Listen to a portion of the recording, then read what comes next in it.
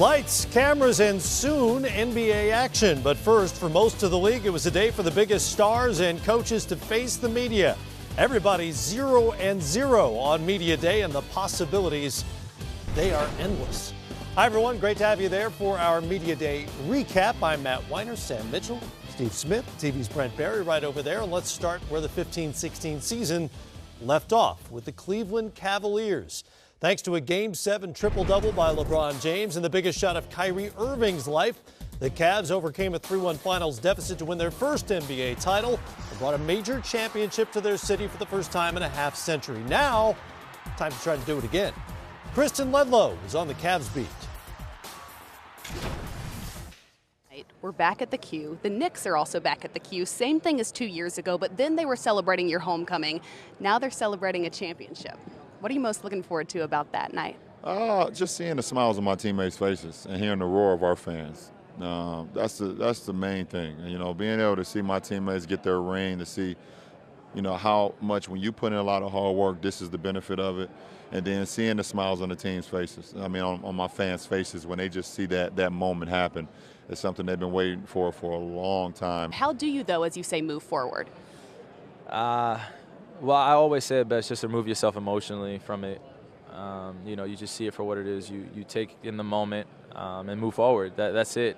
There's more things to accomplish. There's more things to go through. There's more things to experience rather than holding on to something. It's great. You add it to the collection, and then now you just refocus, reprioritize, and go at it again. As LeBron played the least number of regular season minutes last season throughout his career, is that something that you're going to be cognizant of throughout this season as well? Yes, always. You know, just making sure our guys' health is the most important thing for us. I think, you know, with Kyrie, the thing that he did last year when he came back from injury, I thought the way he took care of his body, he never was hurt the rest of the season. And that was a tribute to him of how hard he worked and understanding that when you're on championship caliber teams, you're going to play till June every year. You know, you got to take care of your body. Last year, you weren't here at Media Day as the details of your contract were getting sorted out. It seems to be a similar case with J.R. Smith now. How important is he to potentially another playoff picture? Very important.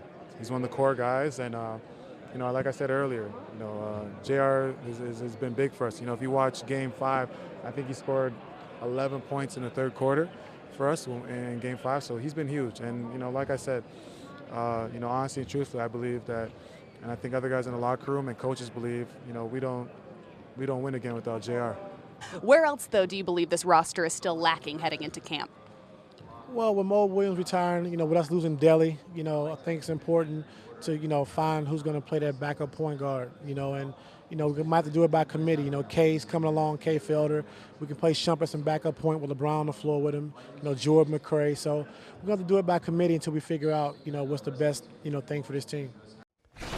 LeBron, of course, has been part of a repeat title, but his Miami teams are the only ones to string together back-to-back championships over the last 5 years. You heard Ty Lue reference Mo Williams made the decision to retire. So there's one roster move the Cavaliers will have to make in the coming weeks. Well, what other kind of challenges will they face this season? Well, obviously ironing out the J.R. Smith situation is pertinent. It was interesting to hear David Griffin's comments on Media Day that they have offered him what sounds like, at least to management, Matt, is a fair deal, and they're trying to work it out. But he also was quick to mention we're a next man up type of franchise, which means, you know, at some point there's going to be a take it or leave it scenario, and they're going to move on from it. But you hope that J.R. Smith and Cleveland can work it out. The point guard situation is something that is interesting to me. Dellavedova, what he brought to the table in terms of his toughness and grit, and now Mo Williams, we learned today, is going to retire. Smitty, it's a great opportunity for Felder to step in and possibly get some minutes there, but that might be something they need to address with championship aspirations. And I think they do. I think when you start to look at it, you still want 3 point guards on your roster, even though you have LeBron James. I think Kay Felder, though, gets an opportunity of a lifetime to get a chance to step right in and play behind Kyrie Irving. He showed well in Summer League. And I think also for them I think they need another big guy, another big body.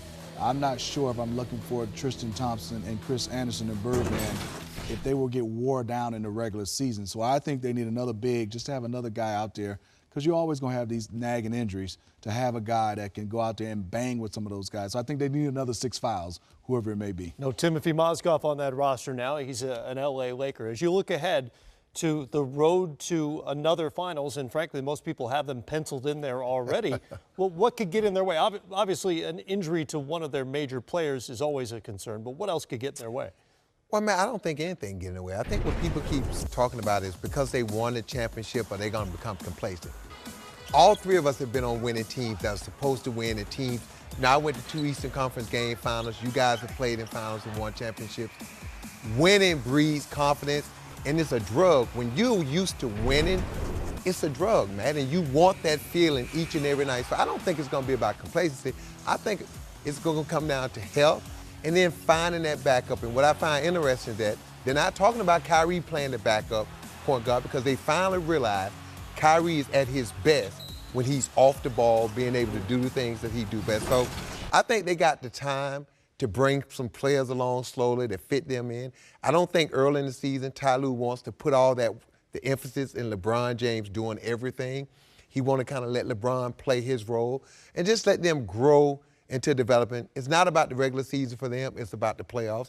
Positioning yourself to be the #1 seed so you have home court advantage in the East, and then be healthy going into the playoffs. But they're so relaxed because they know they got the best talent in the East. And like Smitty said, they still need to add another big. I agree with that for the banging.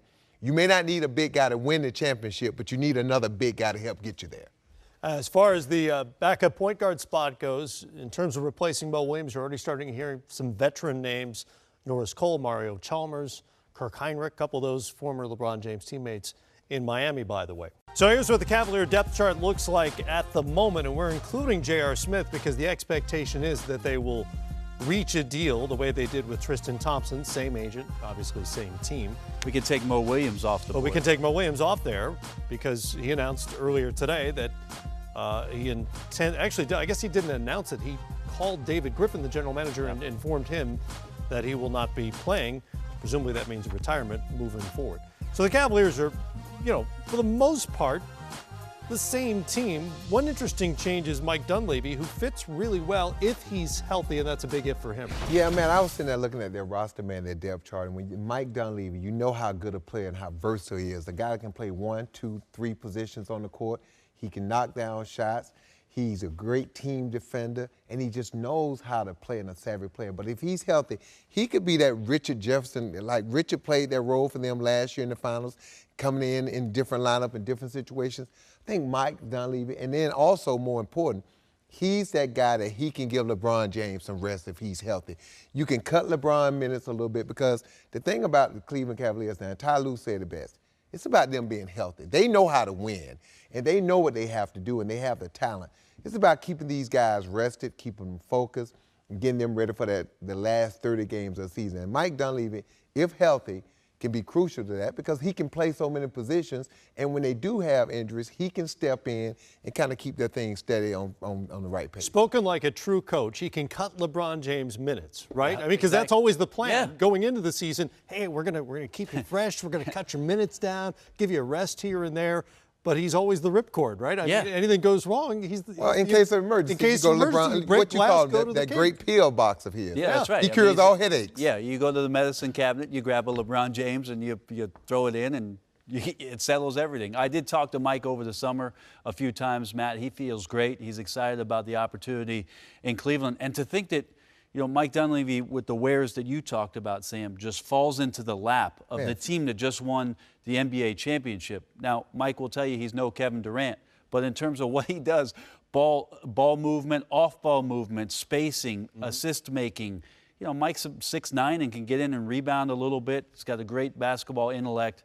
What a great addition for this team to have that kind of depth to make sure you can really manage the minutes for LeBron James. And I think people lose fact. Because you have LeBron James, everybody think you're just an athletic team. People forget, you look at that team, they have a lot of smart basketball players on that team that know how to play. And when you add Mike Dunleavy IQ to the equation, man, Tyronn Lue has a lot of different things he can go with this lineup now. Because to me, Kyrie Irving is still maybe arguably the #1 or 2 best 2 guard in the league. So now, when he doesn't have to have the responsibility of getting everyone involved. You can put the ball in Mike Dunleavy's hand and allow Kyrie Irving to still be Kyrie Irving.